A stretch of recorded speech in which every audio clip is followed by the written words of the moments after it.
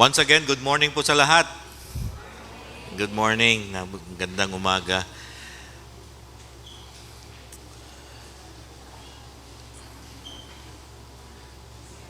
For the study of God's Word, ang ating mga kabataan doon sa kanilang junior church.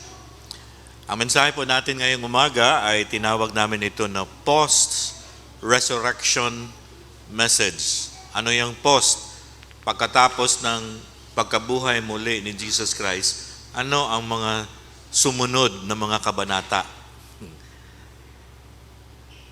Ang sumunod na kabanata at ang title ng ating mensahe ngayon, The Fulfillment of Jesus as the Way, the Truth, and the Life. Ang katuparan at kabuuan na sinabi ni Jesus Christ, ako ang daan papunta sa Ama na nasa langit, ako ang katotohanan, at ako ang buhay. At pinakita ito ni Jesus Christ sa kanyang mga activities ginawa after nung resurrection, pagkabuhay muli. So pwede niyong buksan ang inyong Bible in Luke chapter 24, verse 36 to 46. Lucas in the New Testament, verse 24 to chapter 24, verse 36 to 46. Sa sinabi ko, ito ang paggunita, pag-alaala. Anong mga sumunod na pangyayari nung nabuhay muli si Jesus Christ? At ano ang kanyang mga mensahe or activities or tinawag din na ministry na ginawa niya pagkatapos nung nabuhay siya muli, post-resurrection. Napakahalaga din na titingnan natin ito, hindi lamang titingnan at i-celebrate at pag-aralan ang pagkabuhay muli ng ating Panginoong Hesus, kung hindi ang kasunod nung nabuhay siya muli, ano din ang kanyang nagawa, ano din ang ministry, at ano ang sinasabi niya. Sa Acts chapter 1 verse 3, ito ang isang naisulat dito na pagkatapos siyang nagdusa, namatay sa krus, nabuhay muli, nagbigay ng mga very convincing proof or mga pruweba na kumbinsido ang lahat na ang Panginoong Hesus ay buhay. Dahil sinabi dito sa Acts chapter 1 na nagpakita siya sa kanyang mga disciples at nakasama at nandun siya nakipag-ugnayan, nakipag-fellowship sa lamuha for 40 days. 40 days after His resurrection, nandyan siya nananatili kasama ang kanyang mga disciples at sinabi niya at binigkas, tinuruan pa rin at nagsasalita siya tungkol sa kaharian ng Diyos. So 40 days after the resurrection, hindi yung 40 days namatay. Tulad ng mga celebration today na after namatay, magantay ng 40 days. Siguro dito kinuha ito, no? Pero itong 40 days nakasama si Jesus Christ, buhay siya, hindi patay. Kasi 40 days after His resurrection, hindi 40 days after sa kamatayan. 40 days after the resurrection, Jesus Christ mismo, siya mismo, nakasama ang mga disciples. Napakaganda at napakamangha na mga panahon, mga segundo at oras na nakasama ng mga disciples ang nabuhay muli na si Jesus Christ. Hindi natin banggitin lahat ngayong umaga ano yung mga activities niya, pero kinuha ko lang ang isa na nakita ko na applicable sa atin, sa lahat ng mga naniniwala at nananalig kay Jesus Christ or the disciples. Tayo tinawag ng mga disciples and followers of the Lord Jesus Christ. Itong sa Luke chapter 24 verse 36 to 43. Ano itong mga kaganapan at nangyari dito sa Luke chapter 24 verse 36 to 43? Makinig. Kung hindi kayo magbasa, makinig.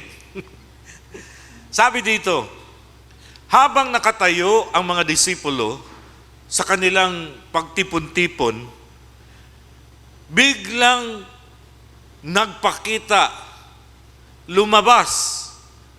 Ano pa ba ang ibang salita niyon? Appeared. Nagpakita sa kanila ang Panginoong Jesus. Okay, tandaan mo to, after ito sa kamatayan at pagkabuhay muli. Nagpakita si Jesus Christ sa kanila at sinabi, "Peace be with you." Ito yung panahon at pagkakataon na sinabi at binigkas ni Jesus Christ at bigla siyang nagpakita sa harap ng lahat ng mga disciples ang kapayapaan nasa sa inyo. Tingnan mo ito na ang kapayapaan, hindi niya sinabi tungkol sa kapayapaan sa mundo. Ang sinabi niya dito, ang mapayapa na bigla siyang lumitaw dahil nagulat sila, nagulantang sila at na parang nakakita ng multo. Ang isang tao pag nakakita ng multo, di ba parang takot na takot siya. No? Kaya nasabi niya, "Peace be with you." Ang kapayapaan sa inyo. Of course, may other meaning pa doon, ang kapayapaan ng Diyos sa inyo, sa isipan at damdamin sa buong pagkatao. Pero itong pagkakataon na ito din sinabi talaga. Dahil they were so frightened, takot na takot sila, na nasabi dito sa verse 37 ng Luke chapter 24, nakakita sila ng multo. Tao talaga naniniwala ng multo. Nung unang panahon pa, may multo na sinasabi. So si Jesus nagsabi sa kanila, verse 38, "Bakit kayo natakot at balisa? At nakikita ko sa inyong mga damdamin at sa inyong isipan marahil na nagdududa kayo sa inyong isipan na buhay ako." Sabi niya, "Look, tingnan niyo ang aking mga kamay at tingnan niyo ang aking mga paa." Imagine mo yun, ha? Tingnan mo ang aking mga kamay. Tingnan nyo ang aking mga paa. Kung nagdududa kayo kung ako ito, look at my hands. At sinabi niya, hawakan niyo ako. Touch me and see. Hawakan niyo ang aking mga kamay na may butas at ang aking mga paa at tingnan niyo. Hindi ako multo. Walang multo. Hindi ako ghost, hindi ako multo. Hawakan nyo, mayroon akong katawan at nakikita at mahawakan nyo na mayroon akong buto. Kasi ang multo, wala niyan. Kathang isip lang yun. And when he said this in verse 40, yung sinabi niya ito, pinakita nga niya ang kanyang mga kamay at ang kanyang mga paa na may bakas ng pako. Verse 41, while they still did not believe, hindi pa rin sila naniniwala, or sasabihin, hindi sila makapaniwala sa galak at tuwa na ngayon na kanilang nararamdaman at namangha sila sa kanilang nakita, nahawakan na si Jesus na totoong buhay. Hindi pa rin sila, kumbinsido gaano. So si Jesus nagsabi sa verse 41, meron ba kayong makain dyan? Do you have something here to eat? Sabi niya. At so ang mga tao, mga disciples, kumuha sila ng nilagang, hindi saging, isda. Nilagang isda, itong sinabi dito, nilagang isda, boiled fish. Tinula siguro. Ewan ko kung may malunggay. Or kaya paksiw. Ewan ko kung may paksiw. Pero sigurado ako, posible ito na ay tilapia. St. Peter's Fish, kasi yun ang uso nila na isda noon, tilapia. So nilagang isda. At kinuha ito ni Jesus at kinain niya. At sigurado ko may iba din kumain kasama niya. Luto na ito, okay? Boiled fish. At sinabi niya sa lahat, sa verse 44, ito ang aking sinabi sa inyo nung kasama ko pa kayo at kasama ko kayo, na lahat na ito matutupad sa sinulat sa mga batas ni Moses nung Old Testament, sinulat ng mga propeta ng Old Testament at nakaraang mga panahon at naisulat sa Book of Psalm, mga awit. Verse 45, at sinabi niya dito, Binuksan ni Panginoong Jesus ang kanilang mga isipan upang maintindihan nila ngayon. So ibig sabihin, nagtuturo at nagsasalita pa si Jesus Christ nito tungkol sa mga naisulat dito sa Holy Scripture. At sinabi at nangaral siya tungkol dito at nabuksan ang kanilang mga isipan na siya ang katuparan sa lahat na ito. And so verse 46 nagsasabi, "This is what is written." Ito ang naisulat at naitatak na ang Mesiya, siya ay magdusa, mamatay at mabuhay muli sa pangatlong araw. Amen? Mahinang amen tayo. Amen? Tanong, bakit nagpakita si Jesus Christ at nagbigay talaga ng panahon, 40 days, sa kanyang mga disciples after the resurrection? Bakit siya nagpakita? Why Jesus show up and spent memorable moments with His disciples? Ang sagot, ako din sasagot, ito ang pagpatuloy ng Panginoong Hesus sa kanyang gawain at ito ang panahon na binigay niya ang lahat ng mga pruweba or pagpatunay tungkol sa kanya na siya talaga ang Misaya, na siya talaga ang katuparan, na ang daan papunta sa Ama na nasa langit, na siya ang totoong katotohanan at siya ang buhay na walang hanggan. Na siya namatay, totoo, na ang kanyang kamatayan ay totoo, 100%. Ngunit ngayon, buhay siya. At ito ang sinabi ko nung nakaraang linggo, ito ang pagpakita at pagpapatunay na mayroong buhay na walang hanggan, or there is eternal life, and that is Jesus Christ. He is the eternal life.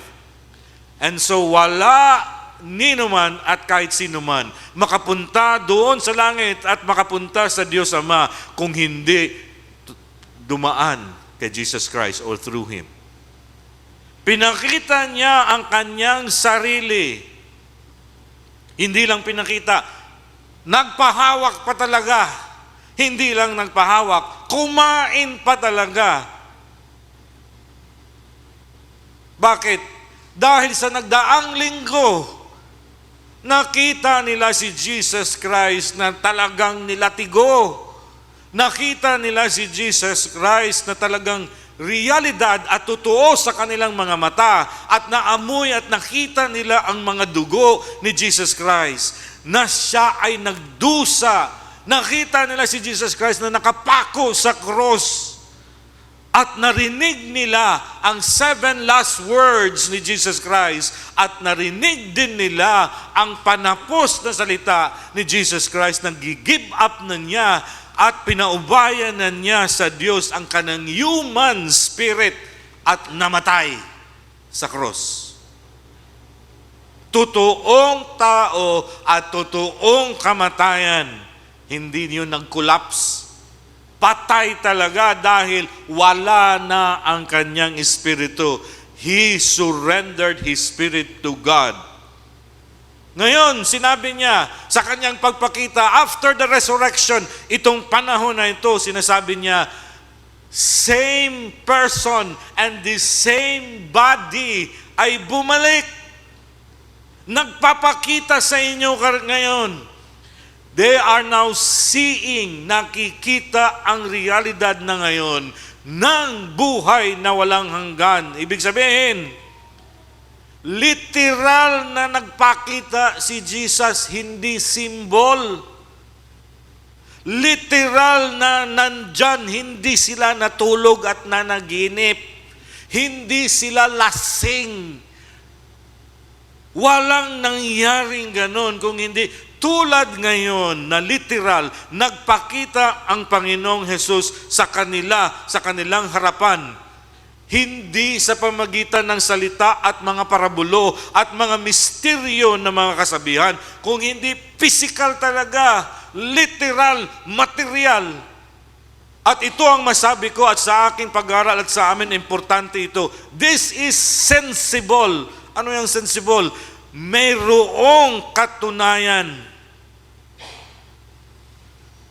Can be proven and investigated with evidences. Sa korte, ito talaga masasabi, may ebidensya, may nakikita, at maraming witnesses. Ilang witnesses doon ang nakakita na buhay siya, na nagpakita sa kay Jesus Christ. Hindi lang isa, hindi lang dalawa, hindi lang tatlo, kundi maraming mga disciples. Hindi isang araw, dalawang araw, kung hindi 40 days. Ibig sabihin, credible, mapagkatiwalaan because there were witnesses. At kung tanungin mo ang witnesses, ang mga witnesses nito nagsasabi, nakita nyo ba? Kitang-kita namin sa aming dalawang mga mata. Namangha nga kami, na surprise, nagulat nga kami. Dahil nagpakita siya, una doon, naguluhan kami at hindi namin mapaniwalaan. Kung hindi, nakita talaga namin nandyan siya. Narinig mo ba nagsalita? Oo, narinig sa dalawa naming mga tainga. Hindi lang basta narinig, kung hindi sinabi niya ang naisulat sa Old Testament. Memoryado at alam niya ito at marami pa siyang sinabi from the law of Moses, from the prophets. Kung basahin mo yun, ang dami nun. At hindi lang narinig, nahawakan pa talaga dahil nagpahawak siya at nakita at nahawakan nila ang mga butas at ang mga palatandaan ng butas ng, ano yan? Nail? Pako. Hindi lang nahawakan nila, kung hindi, naamoy din. Hindi ko alam anong amoy ni Jesus that time. Pero naamoy at nasalamuhan nila, syempre, pag may fellowship at maraming tao, magkaamuyan yon. At hindi lang huminto doon, kung hindi rin nahawakan na feel nila at nagkumain. So all senses, see, hear, smell, taste, touch, all of those, pag sinabing ganyan, totoo, credible, mapapatunayan yan sa evidences. Pero balik tayo sa tanong. Bakit nga ba nagpakita si Jesus and spent precious moments with His disciples and even up to 40 days? Ano ba talaga? Bakit siya nagpapakita? Ito, tandaan natin, number 1. Nagpakita si Jesus Christ sa kanyang mga disciples after the resurrection upang sasabihin sa kanila ang totoo, realidad tungkol sa pagkabuhay muli. The truth, ang totoo sa katotohanan tungkol sa pagkabuhay, namatay at nabuhay muli. Ito ang pagbabalik tanaw sa atin. And I am sure the disciples also nagbalik tanaw sila sa mga wika at nasabi na ni Jesus. For us today, nandyan nakarecord sa John chapter 14, verse 6, na sinabi niya, I am the way, I am the truth, and the life. No one can come to the Father except through me. Naalala ito, na siya pala, ito ang katuparan, na siya ang daan, na siya ang katotohanan, na totoong-totoo ang salita ng Diyos, totoong-totoo ang mga promises ng Panginoon tungkol sa Messiah, totoong-totoo ang sinabi ng Diyos na ililigtas ko kayo, totoong-totoo na ibibigay ko sa inyo ang buhay na walang hanggan, at totoo na may buhay sa kabila ng kamatayan. Sabihin mo sa katabi mo, may buhay sa kabila ng kamatayan. Sagutin mo rin, pero wag muna tayong pumunta doon. Meron pa tayong gawain dito sa mundo. Amen? Ito ang panahon na pinatunayan the fulfillment and to give us a real, actual evidence of truth na nandito ako sa harap ninyo. Ako itong nagsabi dati, I am the way. Ako ito ngayon. Ito na, pinapakita ko sa inyo. Ang katotohanan, walang sino man makarating sa kariyan ng Panginoong Diyos. Walang sino man can approach the Father in heaven except through me. Now, fulfilled. Mission accomplished. Ang kasunod, John 11:25. Ano ito? Sinabi ni Jesus Christ at ito yung binasa at pinag-aralan natin last Sunday. I am the resurrection and the life. No one who believes in me the one who believes in me will live even though they die. John 11:25, sabi ng Panginoong Jesus, sabi niya dito, I am the resurrection and the life. Ako ang pagkabuhay muli at ang buhay. Walang sinuman na naniniwala sa akin mamamatay. Lahat mabubuhay kahit sila'y namamatay. Ito pala ang ibig sabihin na mahirap intindihin ng mga tao noon. Sinasabi niya, nandito na ako. Ito na ngayon ang katuparan. Ito na ngayon ang totoo. Ako ang pagkabuhay muli. At ang buhay na yan na walang hanggan ay ako, nandito ako, at kayo, mangyayari sa inyo yan. Amen? Pangalawa, anong pangalawa? Pangalawa, bakit si Jesus nagpakita and spent time and moments with His disciples and even up to 40 days? Bakit nagpakita? Number 2, upang ipakita sa buong mundo na walang sinuman na rabbi. Alam mo ano yung rabbi? Teacher. Or tinawag din na rabbi sila noon, holy man. Ano yung holy man? Banal na tao. Or Lord or Panginoon. Or wala nang ibang nagsasabi na sila ang Panginoon or Mesiya. Or walang sinuman na nagsasabi sila ang mas makapangyarihang Pangulo ng mundo or ng bansa. Walang sinuman sa kanila nung unang panahon hanggang ngayon na buhay. Only Jesus Christ. Parang awitin na nagsasabi, mga awitin sa praise and worship na nagsasabi, alive, He is alive forevermore. Buhay siya at nabuhay siya muli at buhay siya walang hangganan at walang katapusan. Jesus is alive forever. Hallelujah! Jesus is alive forever and ever. Hallelujah! Hallelujah! Forever and ever. Walang katapusang hallelujah. Dahil buhay siya at walang kamatayan nangyari. Wala nang ibang libingan na empty. Wala nang ibang libingan na hindi na malukit at makikita. Kasi wala na doon. Kaya wala, sa cross na siya. Walang nakabitin sa cross. Bakit? Siya ay buhay. At sasabihin ko, in the study of world religion, from the ancient religion sa makalumang religion, hanggang sa mga bagong relihiyon at mga nagtuturo tungkol sa buhay na walang hanggan, there is no other rabbi and no other holy man or no other person nagkiklaim, nagsasabi siya na siya ay guru, siya ay matalino at tinawag ng Diyos.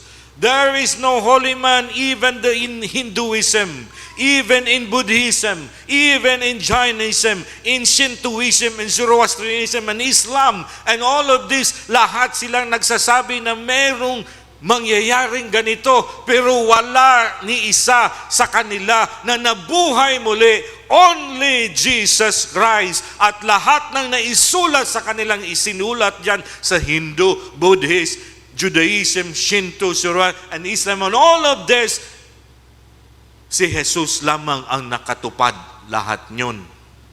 Hanggang ngayon, ang Judaism, naghihintay pa rin sila. Hindi nila nakita na isa lamang si Jesus Christ ang nabuhay muli at ang kanyang libingan walang laman.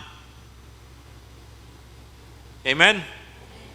There is no other prophet, no even greater prophet of all religions of the world in ancient time, in new religion, in this new age, in the new founded religion, even individual na nagsasabi tungkol sa kanilang kamatayan. Only Jesus Christ, 100% accurate ang kanyang sinabi, na natupad ito ang sinabi sa Old Testament, natupad maski ang sinabi niya tungkol sa kanyang kamatayan, at natupad tungkol sa sinabi niya tungkol sa kanyang pagkabuhay muli, at natupad ito, at yon ang nagpakita siya sa kanyang mga disciples, at sinabi sa lahat ito at sa buong mundo na siya lamang ang nabuhay. Kahit yung mga santo na tinatawag ngayon ng mga tao at mga inalagaang mga santo at mga nandyan na niluluhod-luhuran, patay lahat yun. Hindi kayo maririnig nila. Only Jesus can hear you because He is the only alive, and He is alive forevermore. No other than Jesus Christ alone. Amen? Pangatlo, panghuli. Bakit si Jesus nagpakita? And He spent precious moments with His disciples for 40 days. Pangatlo, upang ipahayag, o sa English sinabi ko, to clarify, pag sinabing clarify, pagbibigay linaw that He is Jesus, the true Son of God, proven by His resurrection, and the fulfillment of the claim that I am the way, the only way to the Father, the truth, and the life. Pagbibigay linaw ngayon sa lahat na wala ng iba, na siya lang ang anak ng Diyos, na sinabi in John 3:16, for God so loved the world that He gave His one and only Son. Jesus Christ yon, wala ng ibang Son of God. He is the only. Kahit pa ngayon at sa darating pang mga panahon, may magsasabi na sila ang Messiah, na sila ang pinadala ng Diyos. Ang sugo ng Diyos, wala ng iba. Now it is being clarified. Pinililinaw at pinakita ng Panginoong Diyos sa kanyang pagpakita sa kanyang mga disciples na siya lang. Wala ng iba. Hindi na mangyayari at wala ng susunod nun. Nilinaw din sa pagkabuhay muli at pagharap ni Jesus Christ sa kanyang mga disciples that Jesus is the only content of all sacred writings of the world. Alam niyo ba pag sinabing all sacred writings? Sa amin na nag-aaral, pag sinabing all sacred writings, lahat ng pinaniniwalaan ng lahat ng relihiyon sa mundo, including the Bible, including yung sa Judaism, including yung sa lahat ng religion na binanggit ko na, Judaism, lahat kahit sa Islam, and all of those in Hebrew, and the oldest of those, of all of the sacred writings, pinalinaw ni Jesus Christ na natupad yun sa Kanya lamang. Inclusive, yan ang sabihin ko, at saka exclusive. Pag sinabing exclusive, Bible. Pag sinabing inclusive, kahit wala sa Bible, pero sinabi nilang sacred writing, kahit saang relihiyon, naghihintay pa rin ngayon. At sinasabi nila na sana masupil ang kahayupan sa mundo at ang karumihan at kasamaan. Lahat ng relihiyon, yan ang sinasabi, pero hindi natupad yun, at ang nakatupad nun ay ang Panginoong Jesus lamang. Amen? Totoo, lahat ng religion naghangad ng kabutihan, righteousness. But there is no one. Wala. Hanggang ngayon, naghihintay pa rin sila, umaasa pa rin sila. Kaya nag-aalay pa rin, nagsasamba pa rin doon. Sana, sana. Kapatid, hindi na sana, tapos na. Because Jesus Christ is alive and He is alive forevermore. Buhay siya at nagpakita sa mga disciples, klaro na ito, He clarified all this, that He is the fulfillment of all of this na isulat in the sacred writings. Amen? It is to say that the Bible indeed is the Word of God. Ang Biblia na meron tayo, ito ang salita ng Diyos dahil ang tinutukoy mula sa Old Testament at sinasabi sa New Testament hanggang sa Book of Revelation ay si Jesus Christ na namatay, oo, totoong namatay, pero nabuhay muli at ngayon nandoon sa kalangitan, sitting at the throne in heaven, buhay, alive forevermore. Totoo ang sinabi sa Bible. God created the world with His Word. Genesis 1:1 and John 1. That in the beginning was the Word and the Word was God and the Word became flesh and dwell among us. And so nakita natin ang Diyos sa pamagitan ni Jesus Christ na siya din ay anak ng Diyos. Naging totoong tao na matay, ngunit nabuhay muli.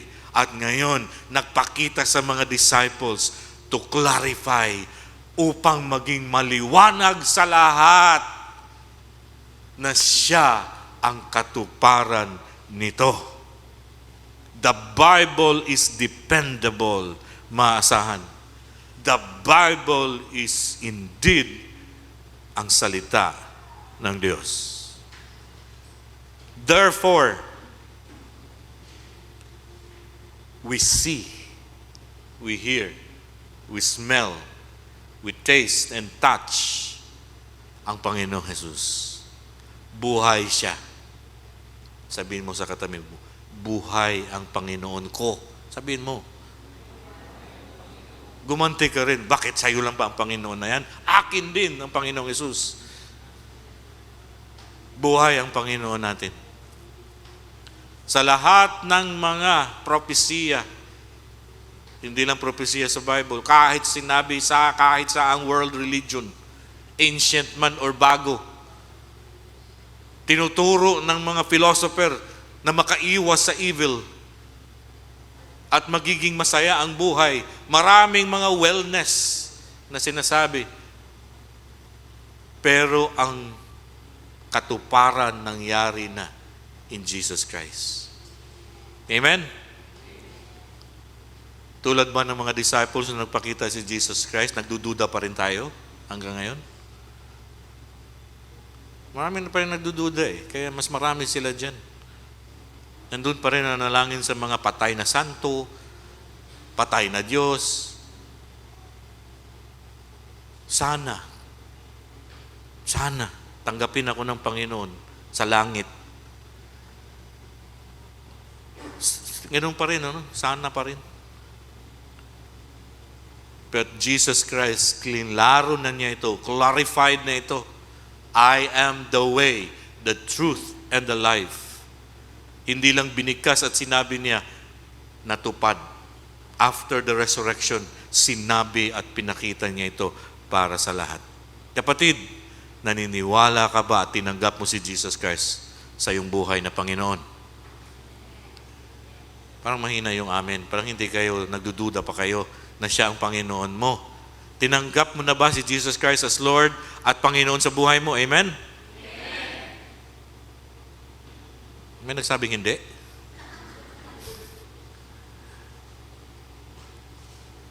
Kung wala pa, hindi ka sigurado. Siguraduhin mo na yan ngayon. Because the Lord Jesus Christ already clarified all these things. Huwag ka nang sumubok pa pupunta sa kahit saan pang mga sinasabing relihiyon. Hindi relihiyon ang kailangan mo kung hindi pananalig at paniniwala kay Jesus Christ. Na siya lamang ang buhay na Diyos. Gusto mo pang malaman ang Panginoong Jesus? Basahin mo ang Bible. Nandyan na isulat, natatak yan. It's a timeless message of the Lord Jesus Christ. Kaya no doubt, sure 100% na ikaw ay ligtas. Amen? You are now God's child. Amen? Anak ka na ng Diyos. John 1:12. John 1:12, marami ang hindi naniniwala, pero mayroong iilan na naniniwala sa Kanya na siya ang anak ng Diyos. Kaya binigyan sila ng karapatan. Right. Right. Hindi left. Right. Karapatan na maging anak ng Diyos. Amen? Isa lang ang anak ng Diyos, si Jesus Christ lang. Siya lang. Pero ang sa atin, inadapt tayo ng Panginoon. Kapatid natin si Jesus Christ dahil siya ang naunang nabuhay muli. Tayo sa darating na panahon, kahit patay na tayo, kaya sinabi niya, mabubuhay tayo, resurrection, sumunod tayo. Kaya kapatid ni Jesus Christ in His resurrection. Simbolo yan yung baptism na nangyari last week. Namatay sa kasalanan, tumayo, pinatayo. Ibig sabihin, bagong buhay. Kaya yung nabaptize, ibig sabihin, hinaharap mo ngayon na kahit darating man ang kamatayan, mabubuhay ka muli. At sabi doon, kung buhay ka niyang panahon na yan, ikaw din aangat, haharap kay Jesus Christ. Jesus is the fulfillment, katuparan sa lahat ng pangailangan, tanong, at kung ano pa na mga pangailangan ng tao sa buhay. Amen? Sa pagtapos, sa Old Testament, sinabi na ito sa Psalm 115. Sa Psalm 115, ang buong Psalm, kung bubuksan niyo yung mga Bible, sinabi dito, lalo na sa verse 4, mayroon silang mga idols na sinasamba, gawa pa sa silver and gold ng mga kamay ng mga tao. May nilukit sila ng mga mata at ilong at tainga, pero hindi naman nakakita at nakakarinig. May nakalagay na ilong, tangos pa nga yung mga ilong nilalagay nila, pero hindi nakakaamoy. May mga paa na nilagay nila sa ginawa nilang mga idol at Diyos-Diyusan, patay naman. May mga kamay na nilagay, hindi naman nila nararamdaman ang yakap ng Panginoon. Kaya sinabi dito, ang Diyos ng Israel, or ang Diyos ng mga tao ng Diyos, at naniniwala at nananalig sa Kanya, those who trust Him, ang ating tulong, ang ating shield. Ano yung shield? Protection. Ang ating gabay ay ang Diyos na nandun sa kalangitan. Buhay na buhay. May mga mata nakakita sa iyo at pangangailangan mo. May mga tainga nakakarinig ng mga iyak at hinihiling mo. May puso at damdamin na nakaramdam sa iyong nararamdaman. At yung mga takot. At kung ano pa na mga pangyayari sa buhay. Sabi sa verse 11, 115 of Psalm, you who fear Him, trust in the Lord. He is their help and shield. The Lord remembers us and will bless us. He will bless His people. He will bless forever. Sabi dito, yung mga iba, pabayaan mo sila kung ayaw nilang marinig. Doon sila magsamba sa mga patay at naghihintay pa rin sa kanilang Diyos. Pero ang ating Diyos buhay. Kaya kung ikaw may takot sa Diyos at naniniwala sa Kanya, nandun siya sa langit at buhay, siya ang iyong tulong. Siya ang gagabay sa iyo. Siya ngayon ang bendisyon. Kung gamitin natin ang salitang bendisyon. Magpapala sa iyo and He will bless you kahit may krisis. Amen? Dahil ang ating Diyos ay buhay. Nagpakita siya sa kanyang mga disciples. Ngayon, magpapakita din siya sa iyo. Huwag ka matakot. Paniniwalaan mo. Amen? Tayo manalangin. Father in heaven, in the name of Jesus, we come to you. Laking aming pagpapasalamat sa iyo, Panginoon, aming Ama na nasa langit. Na aming Panginoong Jesus, na iyong anak, na aming sinusunod. Kaya kami nagpabaptize at sinasabi, susunod kami kay Jesus Christ na nanalig sa kanyang mga salita. Kasi siya lamang ang nabuhay muli sa lahat ng mga sinasabi, sa lahat ng mga reliyon, at nakasulat sa kanilang mga sacred writing. The Bible is your word. At ito ang content, ang laman, ay totoo, si Jesus Christ namatay, ngayon buhay. Kaya Panginoong Jesus, sa iyo kami lalapit. Wala ka na sa cross, kaya ang aming cross, wala ng tao dyan, nakabayubay. Kasi namatay, nailibing, nabuhay muli. Kaya empty ang tomb, libingan ng Panginoong Jesus. Lord Jesus, salamat po sa katotohanan, sa kasiguruhan namin na aming mga panalangin at hinihiling. Kahit hindi pa namin banggitin, nakikita mo dahil ikaw ang Diyos na may mata, na buhay ka. Ikaw ang Diyos na may puso, na nararamdaman mo ang puso ng bawat isa sa amin. Ikaw ang Panginoon na malapit na sinasabi naming friend, kaibigan,